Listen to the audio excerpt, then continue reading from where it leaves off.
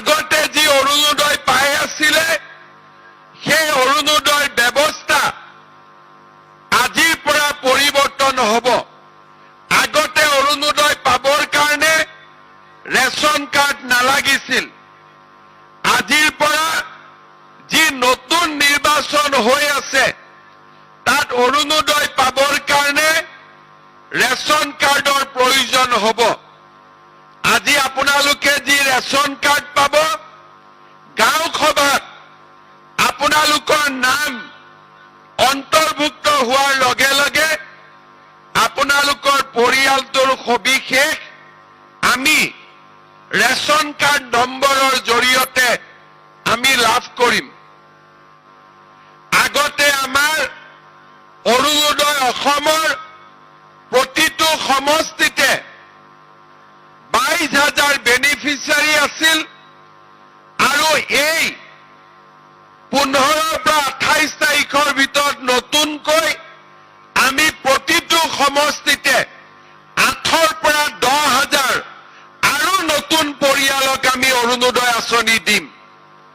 ইয়াৰ ফলত আগতে আমাৰ ৰাজ্যত 27 লাখ লোকে অৰুণোদয় আঁচনি পাই আছিল।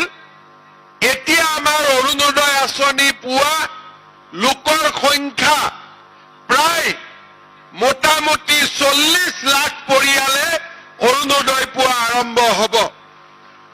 আপোনালোকে চিন্তা কৰক, এটা পৰিয়ালত যদি 5জন সদস্য থাকে, 40 লাখ লোকে অৰুণোদয় পালে 2 কোটি অসমৰ পৰিয়ালৰ